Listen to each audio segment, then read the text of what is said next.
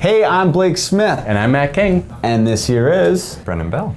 And we are the Video Island Podcast. That's right. And on today's episode, we'll be talking about some situations in our past where that video production just didn't go quite right.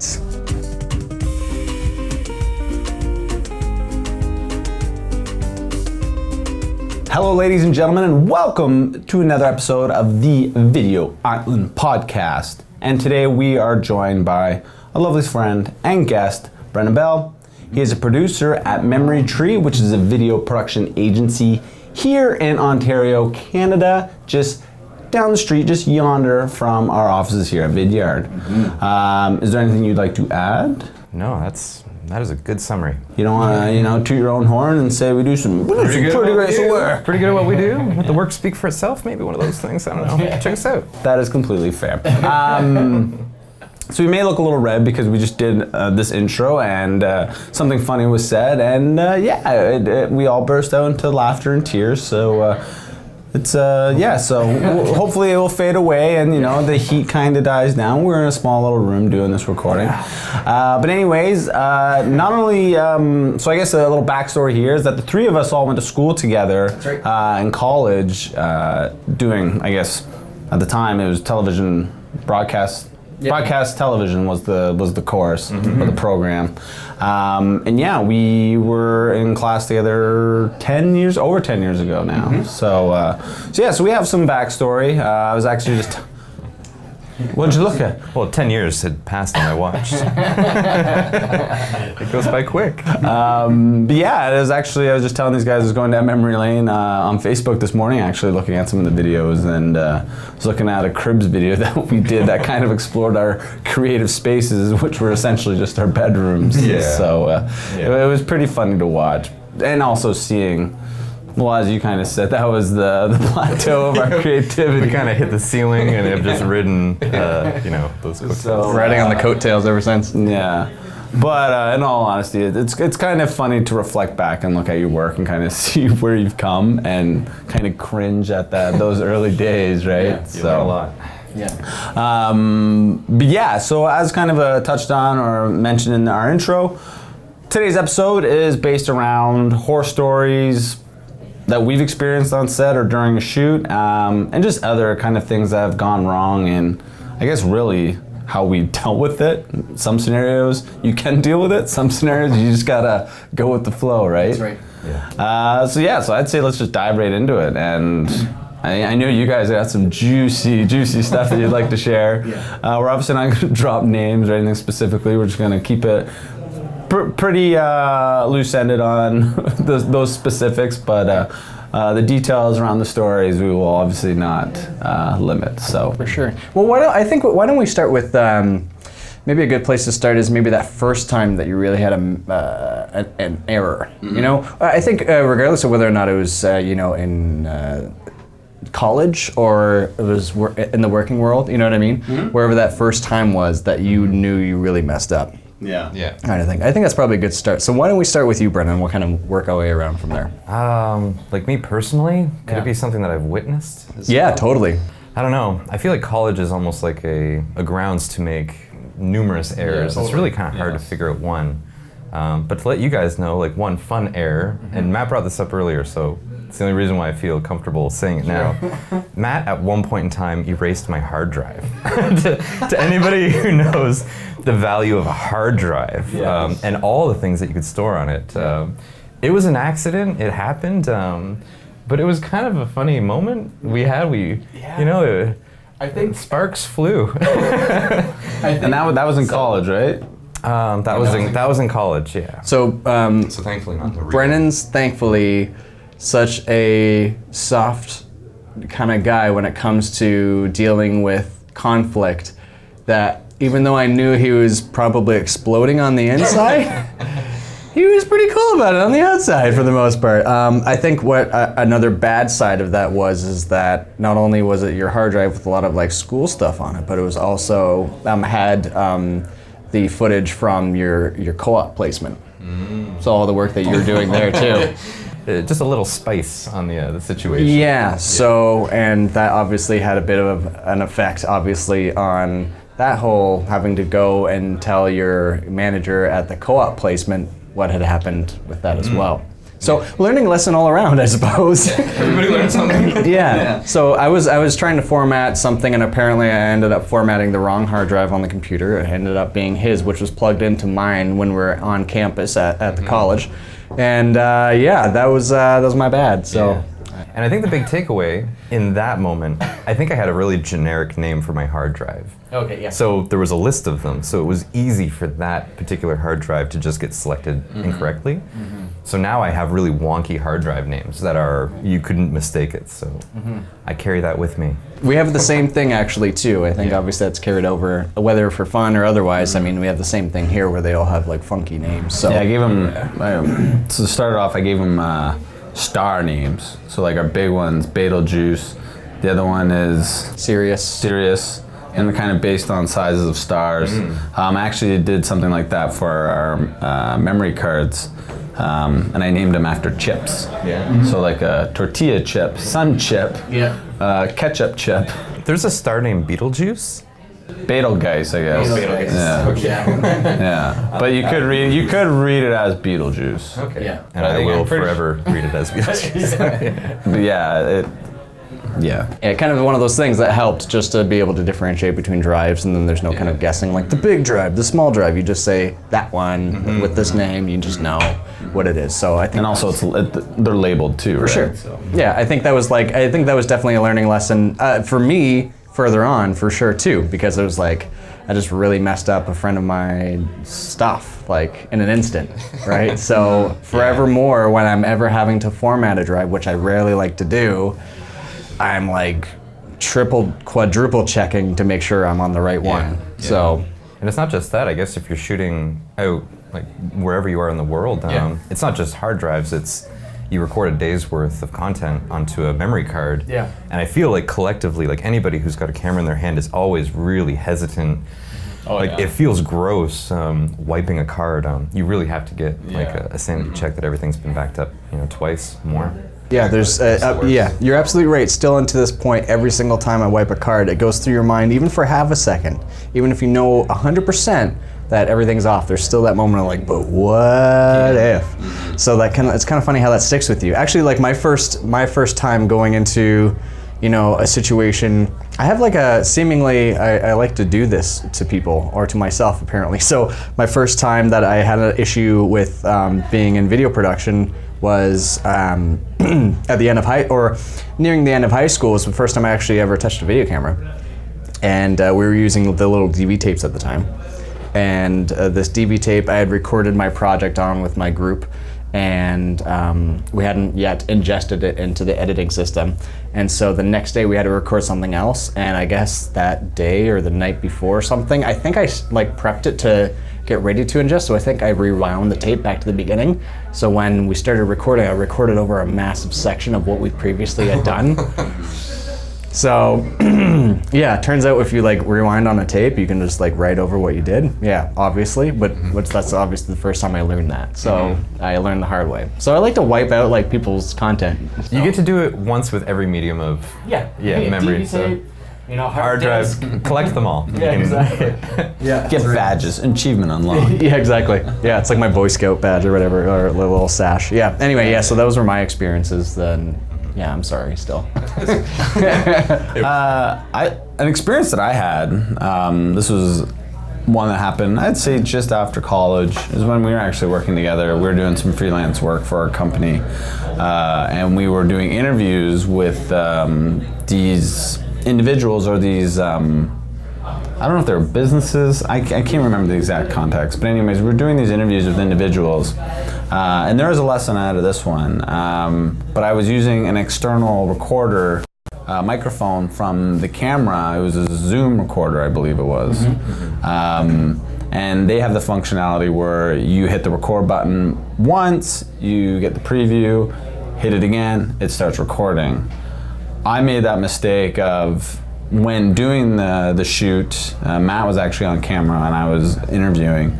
I hit the preview button or I hit the record button, which started the preview, but I thought it was recording because I could hear it and I thought it was recording. we did the entire interview in the preview state because after we were like cut, I hit the record button thinking I was stopping the recording. What's this? And I looked down and then the numbers started counting up. Yeah. It's one of those like, you don't want to obviously react in front of your subject, but it's just one of those moments where your body just internally, you just collapse. Yeah. And then, I remember I just kind of turned to Matt and being like, I didn't record any of that. I did not record any of that. Blake's like to the person like, all right, thanks a lot. I really appreciate being able to meet up with you. They walk away. He looks at me. He's like, we didn't get that. So did you remedy it right? Were you like, So what was kind of the saving grace there, like obviously wasn't the best audio or ideal audio, but we had, because we were shooting with the DSLR, right? Yeah, we're using a digital SLR. Yeah, so we had a Rode like video mic at the top, and that was recording, or we might have not. Anyways, it was the microphone that was attached to the camera was also recording the audio, so we at least had that to fall back on. So it did save us there. more sound engineering than Yes, but it's still like that feeling of, like regardless, because that moment when I stopped recording, my immediate thought wasn't, oh yeah, we got the camera's microphone, we got the backup. My immediate reaction was, oh no. what have I done? I didn't get any of that. I think too, probably looking back, like in retrospect, part of it is like, you're pretty green to doing any kind of video stuff too, and you're young, so you're just like, okay, thanks a lot. You don't want to like inconvenience the person that you just took like the last like 20 minutes, half hour to do an interview with. So in that time, you're just like, okay, see you later. And then like that's kind of what happened. It was just like we both noticed what had happened, but neither of us kind of like said anything because we're just like, uh-oh. But we couldn't. Now it's like I feel like there's been instances where something kind of blips or whatever, and you can just be like, you know what, like I wouldn't mind like now that we kind of, the lighting's changed in the room, this has changed. I kind of like what you said. Do you mind if we just take the time and go back and go through a few of those answers? And that's when you just do like the little like save, bending of the truth. I love what you did. I just like to kind of refine things a little bit more. Just manage And so we're just gonna ask you every question again. Over again, yeah. But sometimes I've had it where like something weird has happened and then I just kind of refine my question list, right? Yeah. So it's like maybe I had 10 questions and now I just go down to 4 or 5 because I'm just like, I knew those ones didn't really get me what I wanted, but the other half will, right? And then that was kind of something that you learned having various issues like that or otherwise over time that you just go, okay, that's what you can do without having to be like, you know what, we don't know what we're doing. Like, we totally messed up, you know what I mean? Because the last thing you want the person knowing about is all the technical issues that you're having behind the scenes. Because they don't need to know about that for one thing. They want to feel that they can trust you to just go and take care of that. They also you don't want them thinking about the production side, right? You just kind of want them thinking about, being themselves, knowing just being able to focus on the knowledge that they have and sharing that with the person interviewing them at the end of the day, right? So the more you can get into that world, the better it's going to be. So that bending of the truth is like a skill that takes a little bit to learn. But. Yeah, and then the lesson too, that to take away from that experience was like obviously if available, just have a backup microphone, right? Yeah. And have a second source of that audio. So in the situation that does happen, it could be by user error or it could be a technical thing, a malfunction. It is, always a good idea to have a backup mic if available. On a lot of larger productions, right? Is that you'll have your sound engineer, they'll put a lav mic on somebody, but then they'll also run a shotgun mic on a boom. Right? That's us. Yeah, we do that all the time. There you go. Everything is shotgun plus lav, and sometimes 2 lavs. So for people that are getting into it, like what's your primary source of audio then when you're doing that? Like, I guess it depends because some environments are like, I think usually I guess between the two, like whether it's a lav mic or a shotgun mic, we've got several nice shotgun mics, so we've invested in those. But they always generally capture better audio. Like they're directional, and it's crazy too. You'll have one like right here. Yeah, I guess you can definitely see my hand in the frame there. But when you're framing it up with like a more telephoto lens, like it'll be right here, and somehow it's still just not in your frame. So we find, I guess that's the better of the two sources, but there's times where something will happen where like that just gets moved a little off to an angle and maybe there's some like background noise, and then the lav mic that we have tucked in does an exceptional job, so. Right. Yeah, it's when you don't have any options. It's like, oh, what are we gonna do? Yeah. Voiceover.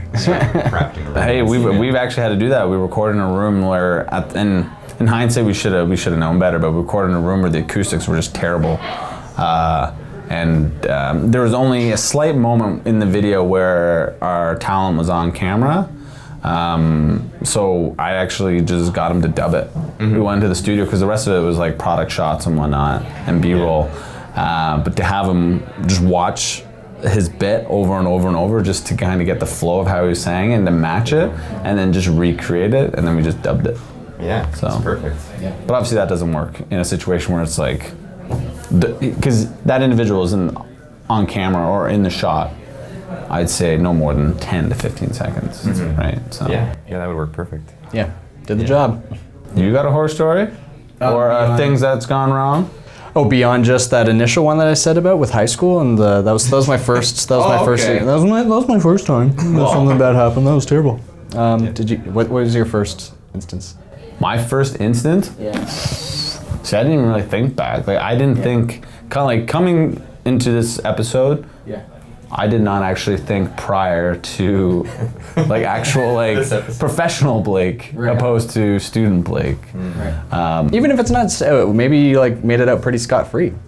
Probably not. I doubt it. Well, there was an instance, but again, like this is kind of just before, because that microphone issue with you, that was just out of school. Yeah. 2 months removed kind of thing. Yeah. But there was that project, but still, I think it was like that same time frame when we were doing that one project where it was comparing iPhones and Blackberries.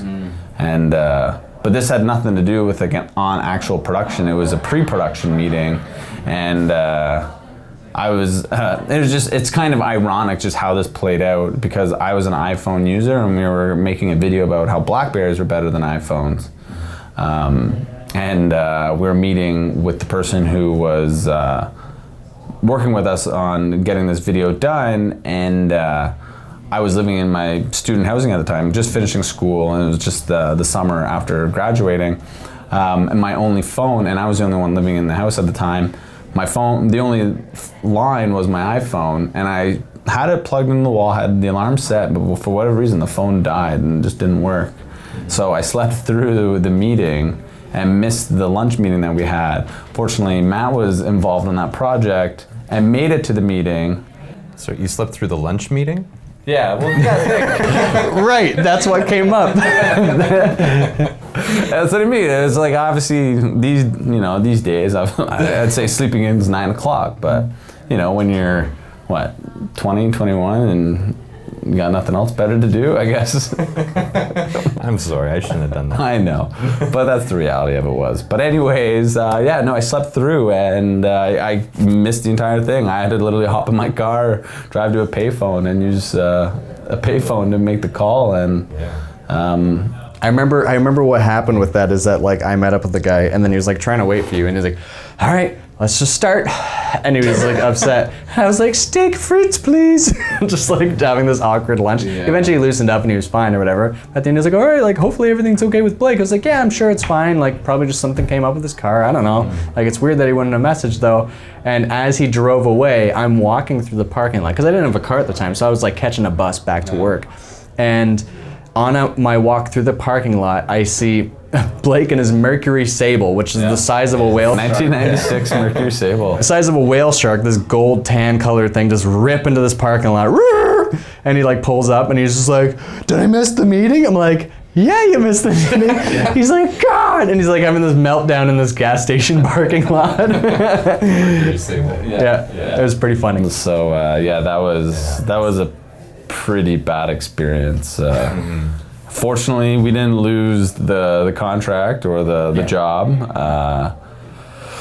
So that was good, but I guess aside from an actual production thing, it was a pre-production nightmare because again, it was this was essentially a big client and potentially more projects down the road. But so to make that mistake early in the game obviously did not help validate my reliability on getting this project done and such. So we got it done though. Yeah, totally, 100%. Yeah, that's hilarious. So yeah, so that's something like early. As you guys kind of share yours, I'll try to see if I have anything else, but nothing's really coming to mind. What's funny about it too is because, again, we've obviously worked so closely with each other over the last, over a decade now, there's probably going to be some overlap. So I'm sure some of the ones that Brennan has, I've probably been there for some of them, but let me know, what do you got? This one does include Matt, in fact, but it's not at Matt's fault, and I think that's, I would like to start this one. Thank God. But in one of the places that we started working, again, kind of out of college, you just learn on the fly, and this was kind of like a startup video production company, so we were also learning a lot, which is great because that's how you learn. Like, you kind of go through these processes and you just kind of figure things out as you go. Of course, the idea is to do that in college, but then practically, once you start working in the real world, there's a lot to learn there too. But in this case, it was kind of like a corporate video shoot at like a brick and mortar retail store, like a notable one, but we won't mention it just for the purpose of this video. And what ended up happening was, I think it was just maybe we just lacked some detail work with our pre-production. Like, I think we underestimated in a great way how much time it would take to record everything that we needed to do. And it was kind of just one of those videos. It was kind of training, but we had to do it in English and French, so there was multiple setups.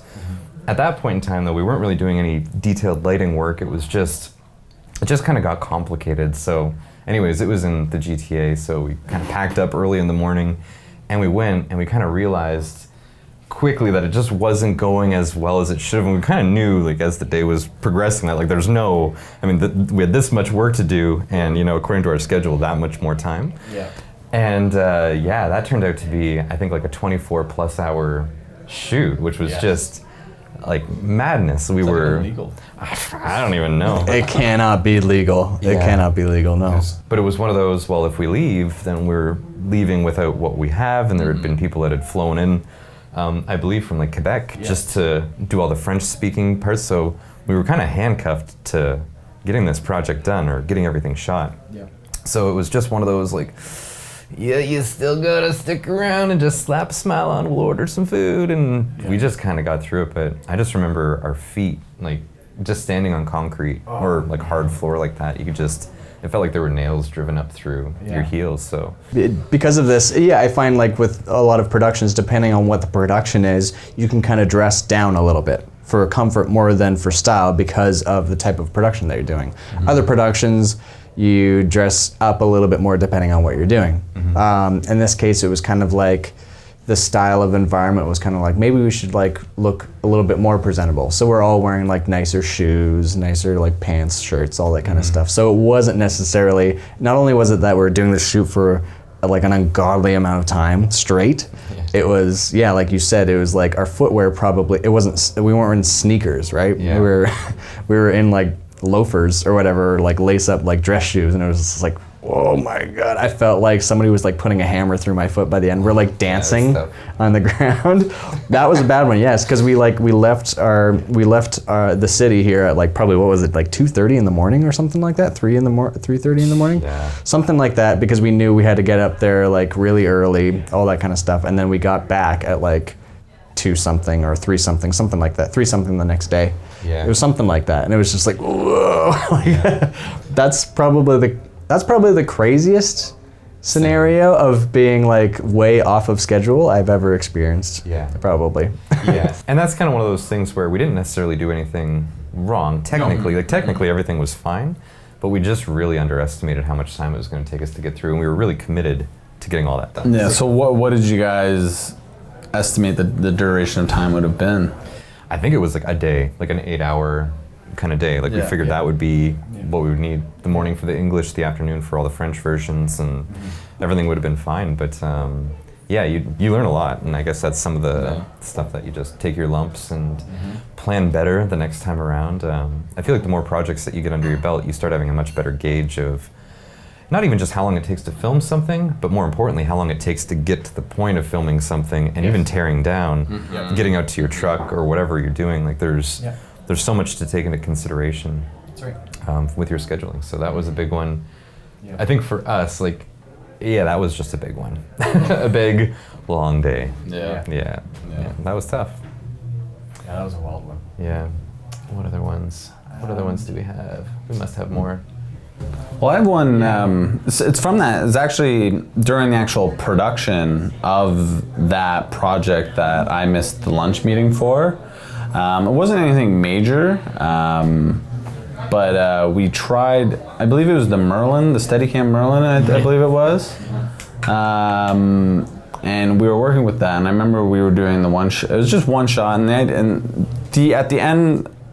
The end result of this shot was to do split screen. One person was on the iPhone, the other person was on the BlackBerry, and yeah, we were trying to get a Steadicam shot. And what happened with the footage was, I guess the Merlin wasn't applied to the camera, or the camera wasn't applied to the Merlin.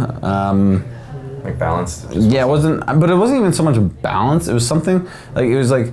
Because if you were to preview it on the camera, it wasn't, you couldn't really tell. It was when, I believe it was you, when you brought in, because you did the edit. Yeah. We brought in a post, and there was just something, and it just caused like this micro like vibration, and it was through the entire shot, and it was just like, oh, what do we do? But unfortunately, we just had to embrace it. And what kind of saved us there was that style of shot, the cropping in and making it a split screen, because it wasn't the entire shot, and obviously less is what kind of saved us there, because you're not seeing the entire shot vibrating. It was just that small portion. Yeah. So I'd say that was another thing that kind of was just.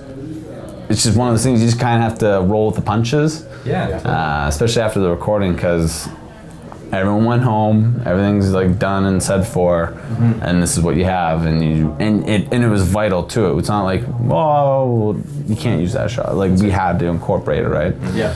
So I don't even think, because we were using Final Cut at the time, like maybe now, like with the power of warp stabilization and all the other tools that are out there, like I'm sure it could have been fixed now. Yeah. I don't think we were probably as savvy back then to be able to probably figure out how to do that like well enough to make it really work. Some form of animation. Yeah, for sure.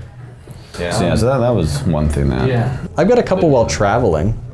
I got a couple good travel ones. I think travel just is its own beast that comes with its own elements that you don't do it enough necessarily, that as you're going about it, like things just kind of come up. So some obvious quick ones is like where I worked before, we had a locker that we'd go and access gear from, and so in that locker there's instances where there's copies of the key made to access the locker to grab the gear, and I didn't have the right key when I showed up.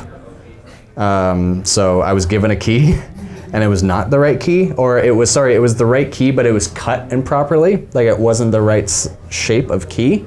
So because this locker was in the US that had gear all in it, and so when the individual who last had the key went and copied the key itself for the locker and that specific lock, he did it on our side of the border, just wherever, Home Depot or whatever, Canadian Tire we have here.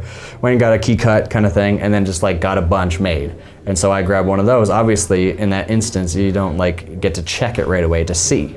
So obviously when I went, I'm like, you can imagine. It doesn't work.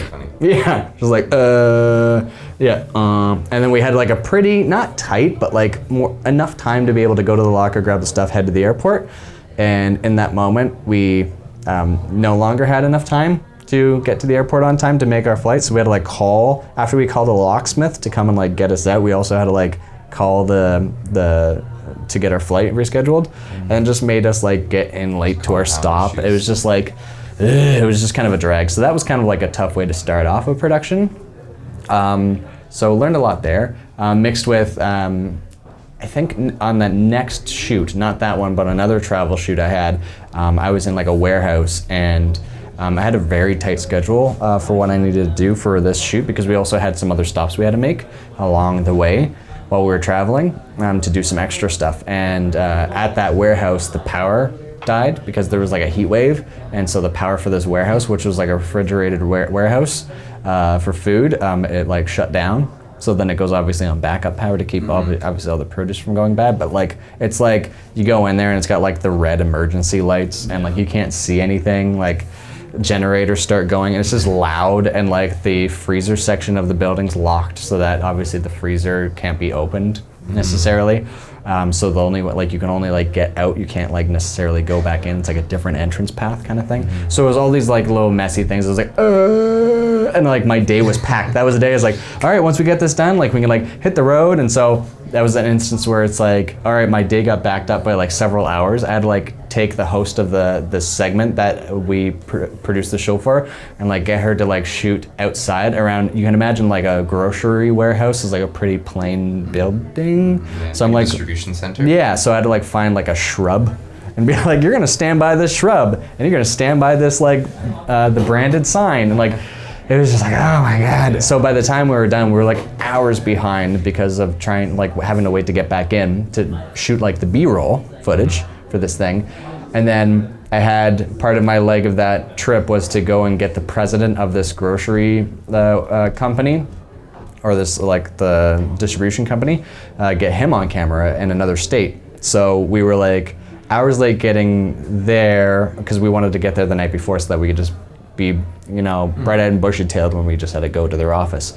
In that scenario, we like drove in that morning because of how delayed we were. And it was like 5-hour, 6-hour drive away kind of thing. And so when I got to their office, the president, and this happens a lot with like executive level people, so that's something to be aware of, but like in this scenario is one of those classic scenarios where they're like, okay, you have an hour with him. And I was like, when you show up, like, okay, he's got about 25 minutes.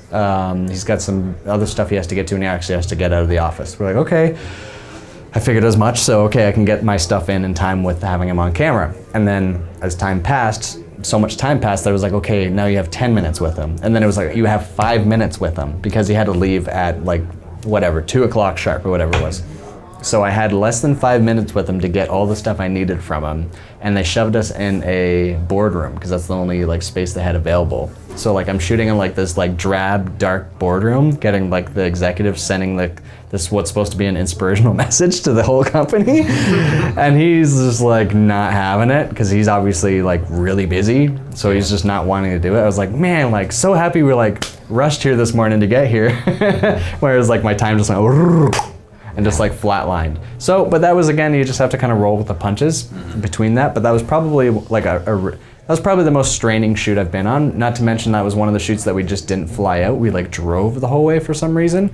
So then after that shoot, we hit up like the Olive Garden, and then we just ended up driving the like 10.5 hours back home. But now my belly's full of bread and pasta. And it was just like not a good, it was a bad trip. That was a tough one. So you're saying the Olive Garden was a bad portion of that? That didn't turn it around for you. I'm not gonna lie, people really touted Olive Garden. That was my first go at Olive Garden because we don't have really a lot of Olive Gardens here in Canada. We have like one, I think, in Niagara region or something like that. Yeah. Or somewhere like Just that. A little bit of Buffalo overflow. Yeah, exactly, exactly. And pull that back. Yeah, that's right. And yeah, it was not good.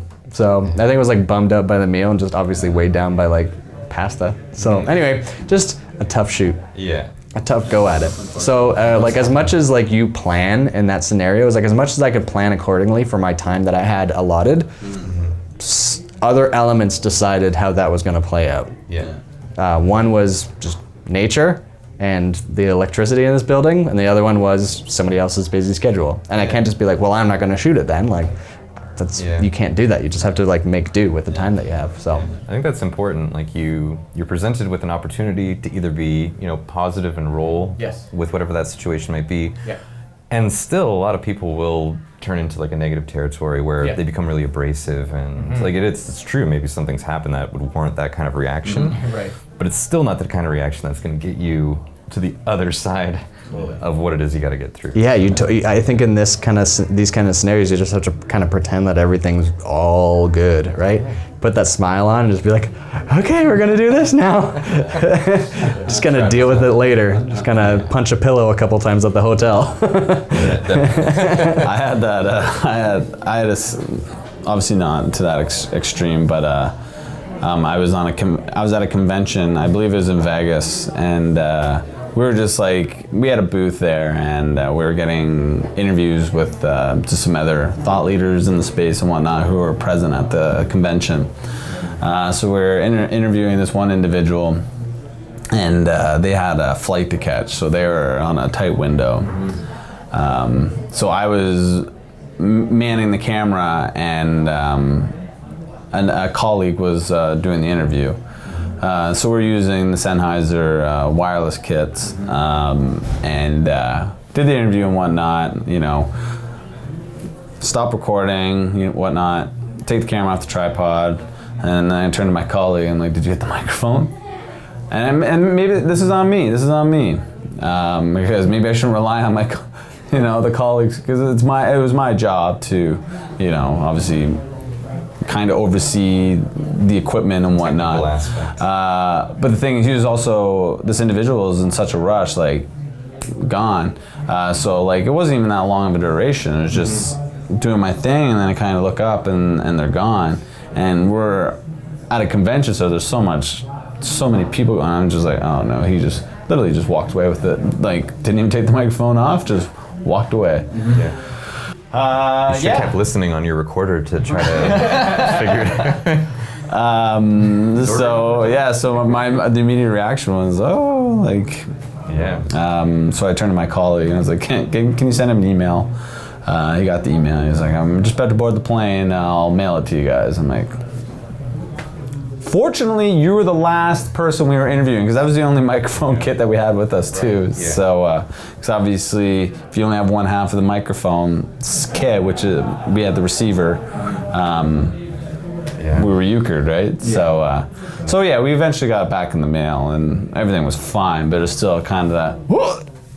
There goes our microphone. I think that's something really important to kind of note to people that are getting into this thing too, is that it's pretty astounding, particularly if you're not on a set per se, how often when you put a lav mic on people and you tuck obviously as you should do, conceal the microphone, how often people walk away with it. They go, thanks a lot everybody, and they just like make their way, and you have to be like, oh, like, every second or third shoot we do here, and we put a lav mic on somebody walks away with it. Don't you think about walking away today? Well, we need another one. I could use another half lav mic. Yeah, exactly. Yeah, one half. Yeah. So it's kind of astounding how often that happens, right? Obviously in our scenario, because we're doing stuff at the office, it's no big deal. I mean, they're not going too far, but like in your case, somebody's getting on a plane going elsewhere altogether. So that's pretty wild. Yeah, it's not easie. Well, it plays off that whole kind of scenario that, you know, we see get played out in the movies and TV, is that the person has their mic's hot, and they go to the washroom, and, you know. I've experienced that. No, I haven't experienced that. I've been, I don't know, my ears have heard things. Isn't there a Leslie Nielsen interview? You know Leslie Nielsen, Naked Gun, Airplane, all that. I'm pretty sure there's like a one where he's on like a daytime talk show, and like they have his mic on, but he like went to the washroom. Yeah. So it's like straight up him in the washroom. Yeah. And it's like on like TV, and it's just like, it was like, oh man. But yeah, if you YouTube that, then I'm pretty sure that one comes up. But there's lots of those, because like that's like the worst case scenario. Oh, hope I don't go to the washroom. Yeah. So, but it happens all the time, apparently. I thought when you were talking about the convention stuff, I thought you were going to say about our trip to Chicago that we did. And this wasn't a production thing per se again, but I remember this being like an element of the trip that was important to plan for when on the trip. So this was the NRA, not to get confused with the National Rifle Association. Yes. It was the National Restaurant Association. So it was a convention in Chicago, all about food and all about just. Anyways. Yeah. All about the culinary industry, food supply, all that kind of stuff. So you can imagine there's a lot of food in this place that is free for the taking. Food, drinks, whatever you want. What wasn't organized through the individual who we were working for at the time, was obviously any kind of like per diem or anything like that as to what we had for each day in terms of food allocation. I think obviously the general fact that we were at a food convention probably meant that we would have been okay for food until like dinner time kind of thing when we were done our shoot each day. So I guess that part of his planning didn't really work out properly. We were just kind of sent on our way to drive to Chicago. And so what happened is that the moment we show up, these two executives in suits that were like putting on this this convention come up to us. And I don't know if it was just because we were just like young guys, so they just didn't want us like puttering around, not doing our job. But they came up like, "Hey guys, we're gonna take you right to where you need to be, and no food, no eating of food on the show floor at all." And we're like, "Pardon me?" He's like, "Yeah, no, you're not allowed to eat any food." Yeah, because there's some like partnership thing with Sony. Because I remember, Yes. Because the getting no food, Yeah. and then the constant replay of the Eat, Pray, Love movie trailer with that Florence and the Machine song. I don't know. The dog days.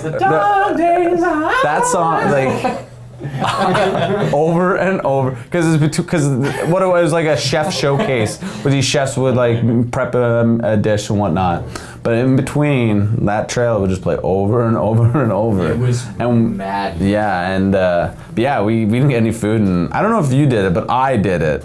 I'm going to the washroom, and fortunately, when you're at a convention like this, a lot of the vendors just have samples and food just out to try. So yeah, I'm gonna go to the washroom. I'll be right back. And as you go to the washroom, you just grab some food and make your way into a Still stall. sucks having to combine those two things, you know. Gotta do what you gotta do, right? Hold on a minute here. Speaking of you gotta do, that was full survival mode, and you're not gonna be on my team if a zombie apocalypse happens, because you left me high and dry. So what actually happened was, in between these showcases, we were changing our tapes. And so Blake goes, "I'm gonna go to the washroom. Could he change my tape for me?" And when we were changing tapes, we would write down on the tapes what each segment was and all that kind of stuff. So I was prepping all that for the next, because I think there's like 15 minutes, 20 minutes in between. He doesn't come back until it's like lick ready time to just start shooting the next one. And he's going out, like licking his fingers, chomping, yeah, finishing up a sandwich. So he didn't come back like just like nothing happened, just like, "Hey," and like a little mustard on his cheek. He came back with half a sandwich. I was like, "You got food?" He's like, "Yeah." I was like, I'm not gonna eat." I was like, "Are you kidding me?" And so like the way it worked out was like, obviously we just didn't get a chance to go otherwise, but I was just like sitting there like, I can't believe we got food. Because in my head I was just thinking that these guys are gonna be like watching us like a hawk. Like they're gonna just see us on, which it was at McCormick Place, and McCormick Place is huge. It's 1.5 million square feet or something like that, or 2 million square feet. It's a massive, massive center. It's one of those buildings where if you stand on one side, the horizon is the other side. Yeah. Type thing. Like just the scaffolding or whatever it is that's across the top. That's like all you can see. That's all you can see is the scaffolding to the end. Like it's gigantic. But yeah, it was really funny. That's part of like that trip I won't forget. That and eating Lou Malnati's and making a we ended up getting a a motel that didn't have like a fridge. I guess we just thought it would have a fridge, so we got Lou Malnati's pizza, which you got to get Chicago deep dish if you're going to Chicago. So we got this pizza, and we thought, oh, we'll get a salad too because we're kind of hungry. And like the person behind the counter was like, are you sure you guys want that too? Because like clearly we had never eaten a deep dish, which is gigantic for 2 people. We get back to the obviously our motel. We couldn't eat it all, so we didn't know what to do with this leftover pizza. So we just like turned the one like lounge chair that was in our motel room. We turned it to the air conditioner, and we put the pizza box on the chair. We're like, oh, it'll stay like refrigerated kind of, and we'll have it for breakfast in the morning because we can't eat at the convention. And we woke up and the whole room just reeks of pizza because it's just blowing pizza air into the room. And it's like, we're both like, do you want that pizza? And it's like, no, I think we're good. Yeah. Well, and the Caesar salad came like, I remember we had to like make it ourselves. Yeah. And we used like the ice bin to put all the disgusting in retrospect. Like anytime I ever tell that story to people, I'm like, yeah, we made an ice bucket salad in a motel in Chicago. Well, it goes back to what I said. You got to do what you got to do. Yeah, that's right. In dire situations. Yeah, I think I got an immunity system boost after that trip. Like, holy jumping. Anyway. It doesn't kill you, it makes you stronger, right? Yeah, for sure. That, again, falls under, like, the pre-production thing, clearly paying attention to, like, who you're working with and some of the side requirements. Yeah, that was really peculiar. Yeah.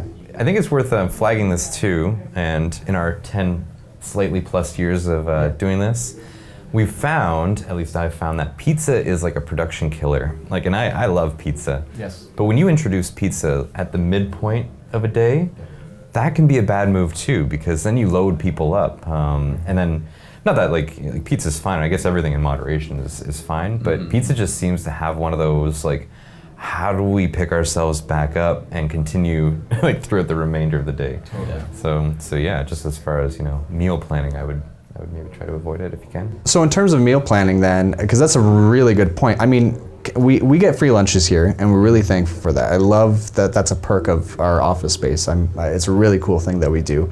And I mean, granted, for the most part, we try, our vendors are pretty good at paying attention to not just giving us kind of like greasy kind of food like that all the time. That's not necessarily conducive to like a very healthy overall lifestyle. We obviously have treat days here and there, but for the most part, it's like fairly balanced meals, which is nice.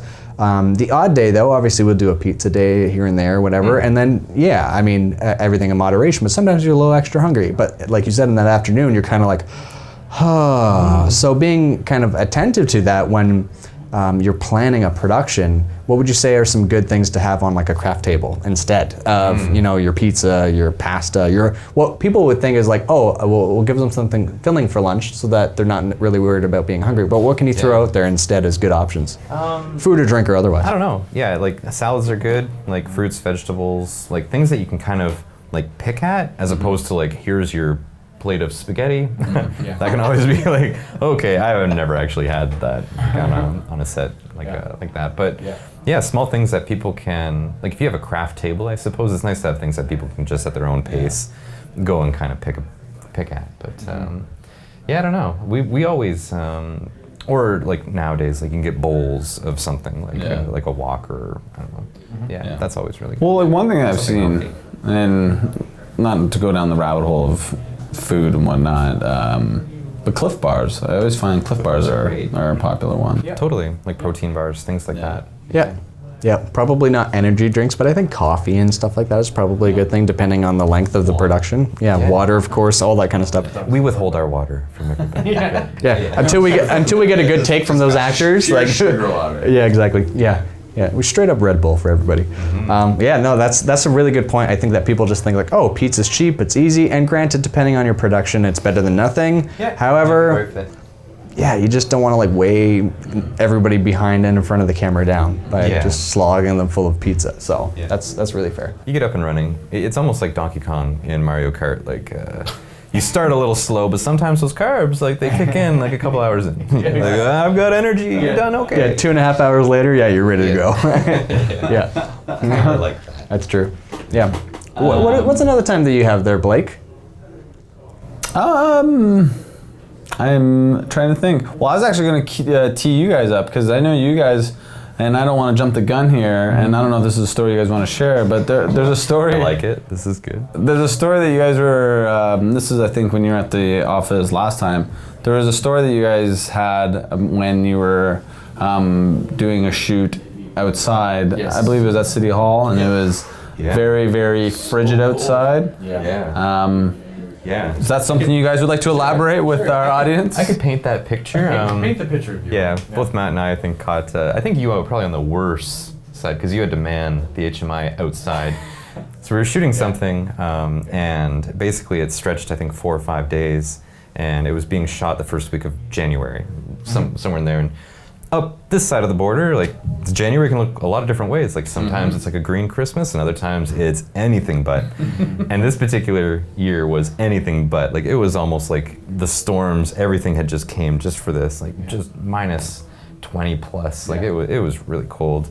But sure enough, this production was set over 4 or 5 days and it was all in the evening. So we were shooting, I think our call times were probably around maybe like 3 or 4. And then we would shoot through the night into the early hours, and then we'd probably wrap around like 8 a.m. or 9 a.m. But when you do that for 4 or 5 days in a row, you really start to become conditioned to this pretty terrible, like it was just tough because we were still like dressed appropriately for it. But when you're outside for like stretches of time like that, like your feet, frostbite, things like that, just your morale as a part of a crew, like it can get pretty daunting, I guess. So that one was really tough, and that's kind of a good example of something that'd be really hard to plan for because sometimes when you plan a shoot that's that size, like you can't just be like, oh, we'll just bump it like to next week. It's like, well, like you had those 4 days to make it happen. Yeah. So lots of permits involved. Like it's pretty complicated. And even when we dressed appropriately, it was still really tough. But I still remember there was one of the shots, and I think there's like a photograph somewhere that just kind of like, you know, photographs worth 1,000 words. But Matt had to man an HMI, which is basically just a large light and has a big ballast that's in the snow. And I think the snow like piled on top of it and fried the ballast. Yeah. It was just a nightmare. And we were basically putting this HMI outside of a window to kind of mimic moonlight. Yep. So it looked really good for our shot inside. But I just remember Matt was the lucky guy who had to stand outside with a, because it was also windy, like everything terrible weather-wise. It was like a mild, fairly mild, but enough of a pain in the butt blizzard outside. It was the worst. Yeah. But I just remember being inside, like it was almost too hot because there were so many people.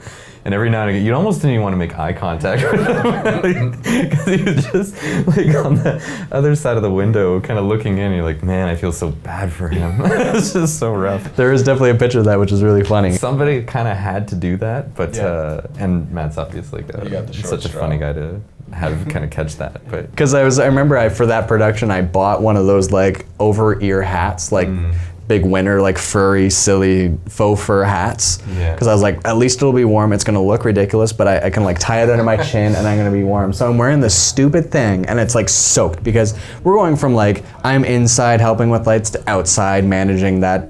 flaps down. Flaps down, flaps up. Yeah, like I'm like getting like hit with snow, which is then like covering, like getting inside my clothes. So I'm just like wet, and you're outside, and I'm like, yeah, it's like a disaster. And it totally being on the outside looking in, everybody's like kind of stripped down of like a lot of their heavier clothes. So they're like shirts and jeans and pants, no shoes on.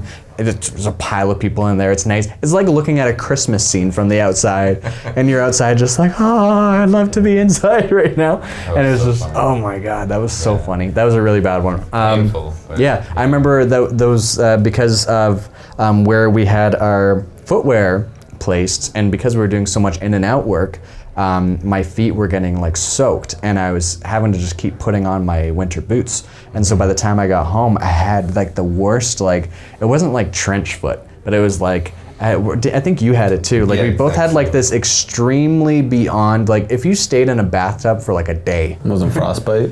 No, it wasn't frostbite. It was just like so much moisture and like just like irritation from being rubbed and like. It was like your body was already starting to part ways with portions of your foot. Yeah, It was like, okay, you're there now. The body's going this way. It was really gross. Like it was pretty disgusting. So yeah, that was a pretty nasty one. The other one, I think what you were also alluding to too was that shoot at City Hall, which you were there for. Yeah. And there's that guy from that we were shooting at City Hall, right in front of City Hall in our city.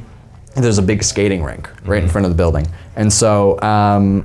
When we're doing this production, again, it's because it's overnight hours, you're dealing with some of the folks in the downtown area that are coming from bars that are just closing and everything surrounding External factors. Yeah. And so we had somebody come up that was like just busted out of like some perfume shop and just came waltzing over to our production in the middle of the director kind of giving directions to the actors and just started being like, hey, can I get on camera? And da-da-da-da-da. And we had to kind of like probably like Canadian form of like aggressive, like shoo him off.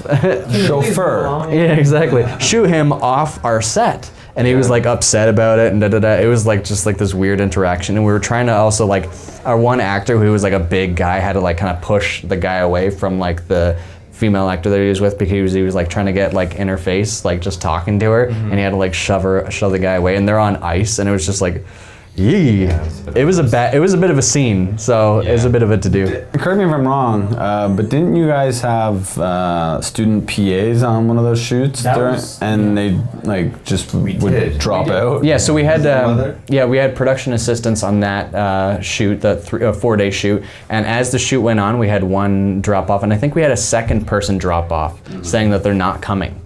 Yeah. So, and this was like at call time, the lead on the shoot would kind of like come out to the group of us and be like laughing, be like, okay, I just got a message from, or a call from the one PA that we got, and he just said he's not coming, he's too tired. It's like, you're too tired. Like, we're here ready to do the shoot, and you're just saying I'm too tired. Like, maybe you want to pick a different line of work, kind of thing. It was kind of funny. Yeah, definitely. It was like, wow. But then, yeah, on that actual shoot with the guy at the skating rink, there's just, I think, again, it goes back to like projecting this feeling of everything's going to be all right and trying to be a team player about it all, is that if you kind of let people know that you're just kind of getting worn out, I think it affects everything, right? Mm-hmm. So we had obviously a production assistant that clearly was like very cranky, and ended up just having a really sour attitude, which at the end of it was very strange, because I remember giving him a ride home, and he was really like jostling for a job. So he was like, oh, like, I really enjoyed that, which his mood totally changed because the hard work was done. He's like, I really enjoyed that. Like, listen, I'd love to be able to put in a resume. I was like, I don't know about that. No. Like, I don't think this is a spot for you, kind of thing. So that was a little awkward, but yeah. So at the end of the day, I think whether you're doing production assistant work, which, I mean, we're all kind of doing like pretty like grunty work, because again, it was a fairly small enough crew, so everybody had multiple roles to take on, and he just made it work. So in his eyes, he felt like he was being treated less than, which wasn't the case. It's just, you had to lift stuff, move it. We all have to do it. That's why you're here, right? Yeah. And he just wasn't up for it. He wanted some more higher value role in his eyes. Like, I think a lot of people in college, when they're like, I want to be a director, it's like, yeah, but not everybody can be a director on one video, like on a shoot, on set. There's 10, 15, 20 plus people, depending on what the size of your shoot is, that need to fill in roles in specific things. So if I'm working with lighting, or if I'm supposed to be the audio guy, and kind of making sure that all runs, I can't be going in and butting in and telling the director or somebody else had to do their job, because that means I'm, one, interrupting what they're doing, and they're supposed to be able to take care of that, and somebody else is going to be watching them anyway, so just let them take care of it. And I'm also probably not paying attention to my role as best as I could be. So there's like a meltdown kind of thing that happens, and everybody just starts kind of deviating from their roles, and that's why that's so crucial. So yeah, lots can be said about team morale, and that's not surprising, hopefully, but if you can find yourself in a position where you're creating content, whether that's yourself alone, like with a positive attitude, or with a couple friends, and or people like-minded, do that. Because when you find like in your team, even if you just don't have that cohesive, like if you just don't align well, that can make for a really long shoot, and it can totally affect. Totally to kind of segue on that. I've worked with backseat drivers, where it's it's not their role, but they want. Like, they weren't even part of the video production team, but they felt like they were the director on shoot. And this was just like a video being made. Like, it wasn't like a production, like as to your scope. It was just something that we produce here at Vidyard, and it just, that individual just felt they had the vision, which is fair and that's fine. But they just felt that they were in charge of everything. So how the shots should look, how the individual on camera should act or portray themselves. And it was just very overstepping and just, I don't know, and it really bogged down, because it not only irritated myself or Matt, but it irritated the people who are on camera. It just kind of had that toxicity to it, that and there's someone has to obviously take charge and direct what's happening, but know your role, I guess, essentially is what I'm trying to get at. As the great Dwayne "The Rock" Johnson says, know your role. and do you smell? And I think he says shut your mouth, but that's probably probably not so great in a workplace setting. And just probably know your role is a good way. And I think exactly that, right? It's just working with those people who, and don't get me wrong, like this individual like was totally excited to do this, but kind of it's the other side of the, I don't know, there's just a happy balance of like, yes, there's those people who just don't want to do it, for sure, and then there's those people who are just overcommitted and just feel like they should take charge of everything. For sure. Yeah, I think it comes down to like trusting the people doing the work to be able to do it appropriately, right? And then you can always evaluate after the fact if something went horribly wrong, but otherwise trust them. Otherwise trust them in the moment that something is not going to go wrong, unless you can directly flag something is going crucially wrong.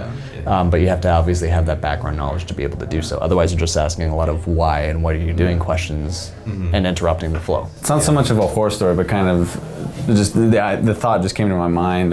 Working, I remember doing edits back in the day, and I would have this individual review the edit and would nitpick at everything. And it's not like, it wasn't even like constructive. It was just like, you're just nitpicking for the sake of nitpicking. Right. And it's just funny because sometimes what I would do is I would make those changes and not do anything.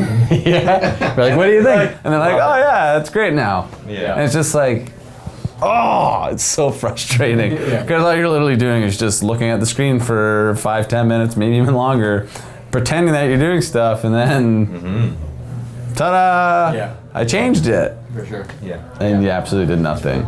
So Totally. I have actually another one that I just thought of that was outside of like the workplace, but was actually my own work. I was shooting a wedding. This was probably 7 years ago, 8 years ago, something like that. And on this specific microphone pack, the mute is, which is on a lot of microphones that way, but like the mute selection is on the microphone transmitter. So on the microphone that is clipped onto the individual speaking, on their mic pack there's a little mute switch.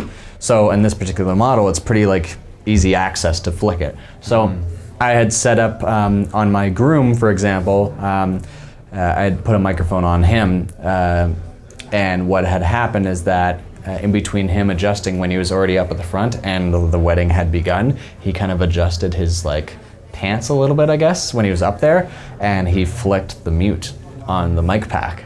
So my other shooter who I had hired for the day was at the back of the room at monitoring the audio, and I remember looking over at him from my angle, and he's looking like, he's like doing this, he's like, like freaking out. I was like, oh my God. And then it wasn't until afterwards that I realized, once I took the microphone off of the groom, I knew that obviously by then something was wrong with his mic, and then I realized, I looked down and I could see. So when it wasn't, I didn't know what happened. So it wasn't until the editing that I could see the direct moment that he like reaches back and you hear, and it goes from like talking and ambient sound to, and I was like, oh no, like he flicked it.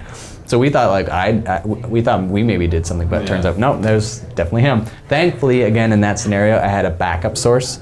So I had a little Zoom recording unit up on like the altar area that was actually like working out some pretty decent audio. Plus, I also had a microphone on the priest, so that helped me as well because he was standing directly with the couple. So like that kind of saved me, but it wasn't as good as it could have been. Like for the couple, they're like, yeah, great. But like for me, I was like, oh, like this isn't the way it's supposed to be. Anyway, it was kind of not ideal. So I find like those audio things happen kind of a lot more often than I'd say the video side of things, because in a lot of ways, well, typically, obviously, if you're operating the camera, you're going to know if the camera shuts off. So that's kind of more of a rarity that's going to happen, unless you're leaving a camera unattended kind of thing. And then you're kind of rolling the dice, obviously, a little bit. But outside of that, I mean, obviously there's been situations that we've experienced where, you know, you think the camera settings are one way, or you've set it up one way, and then when you get back to the office, you obviously realize they're I shot that at a really high frame rate. Yeah, exactly. Great. High frame rate, or my ISO or whatever is like through the stars. Yeah. We have one of those cases where somebody brought back footage that I think had like an ISO rating of like 6400 or something. Like it was really, really high, and it was a bright sunny day though. So it's like, well, how is that even technically possible? Like how could you even capture like bright, crazy exposure, but at that high of an ISO? Yeah. And sure enough, they did. Yeah. So in looked crazy. So in that scenario, because of like the high exposure and or a lot of the exposure coming from the ISO, which to anybody that's still new to this kind of thing is effectively it's a digital way of brightening your shot. So it introduces a lot of noise and grain into your frame, into your shot. In this scenario, because it was a bright day, you still saw a lot of the grain dancing on like the tree that was behind the subject. Like it was like really grain. You saw the grain, you just kind of saw static in the tree. So like it wasn't that it wasn't like clean, like, oh, grain is probably a little bit more noticeable at night. It's like, well, no, this is a daytime shot and you can really tell. So it was like, and it was like it was the main interview shot. So I remember that was a bit of like a scenario. Yeah, that was overcompensated in other ways, like with exposure, like the aperture was like dialed really tiny, so it was just it was a combination of not great. Yeah, for sure. So in that scenario, again, it's the same thing because everything was dialed to compensate for the ISO. Yeah, like you said, the aperture was rolled so far that it was like your depth of field was really deep because it couldn't be really shallow. To obviously compensate for that ISO. So what was supposed to be a nice shallow depth of field and have like a nice soft background wasn't quite that way. So yeah, it was kind of fun. When you're telling me noise reduction reducer or whatever couldn't fix it? It was like the aesthetic of it was just kind of strange. It was just pretty cooked, mixed with, again, these were also DSLR, like Canon DSLR days, so like your codec and your compression in those cameras was very, very unreasonable. So, and that's, I don't know, it's worth kind of flagging too, because like that shooter, you look in the back of a DSLR, like it's just this little itty bitty like 2-inch monitor. It's like, looks great.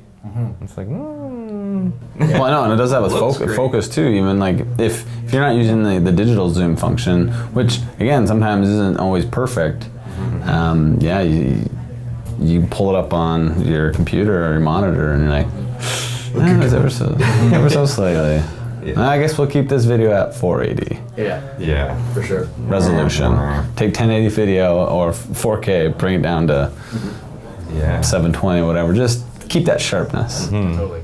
There's a variety of different things that can bite you. That's right, and like you said, a big factor in that too is frame rate. Like you don't realize that instead of shooting at 24 frames per second, you're shooting at like 60 frames or whatever. Accidentally, you just toggle on, or you're not paying attention to what your camera was set to before going into the shoot or whatever, and all of a sudden you shoot something that isn't supposed to be 60 frames or whatever, and oops, like you can really tell the difference for anybody if you don't know. Like go on YouTube and look up the differences between 24 frames, 60 frames, 120 frames per second right now. I'm sure there's lots of videos on it and you'll be able to see why it looks differently and what it does and how it affects your motion blur in your shot, and just how, like it's not the same. So when you're also having that mixed with a lot of 24 frame per second footage, you're going, like this doesn't look the way it's supposed to. So yeah, for sure.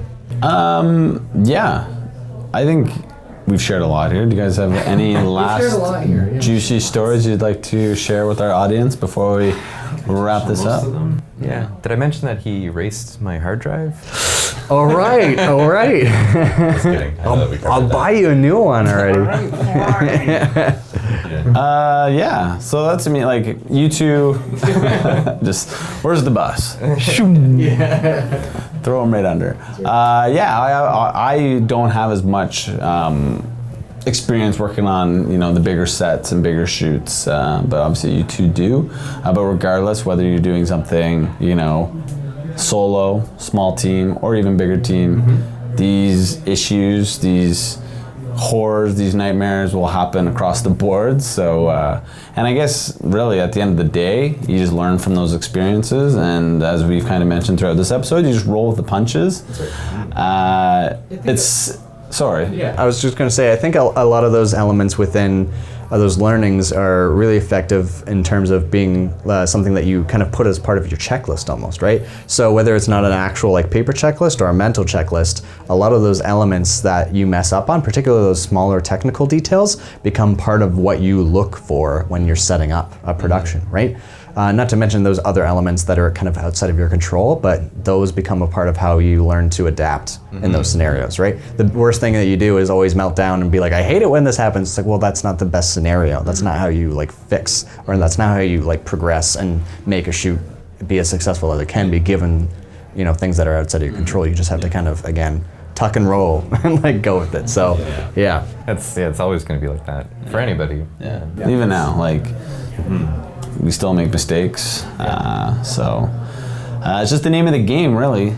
I hope we're recording audio today. I hope my imagine that. But audio bars. Yeah, we're good. We're clear. So that's what I mean. Yeah, it still happens today. It's the name of the game, and and I think giving yourself that that buffer room, while setting up and whatnot, that you test these things, you double check. Maybe get something if you have someone else there, have them check. Just dotting your I's, crossing your T's. So I think that's that, and so hopefully none of these nightmares happen to you during your shoots, and if they do, well, Learn from it. Learn from it. Yes. If you have times, like, feel free to please comment on them. Let us know. Message us.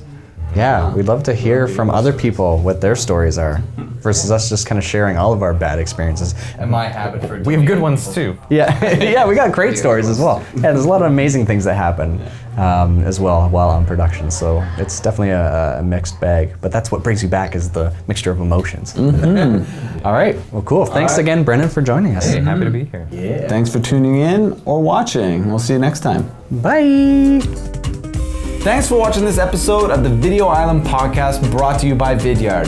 You can subscribe to the audio version on your favorite podcast platform or check out more videos here.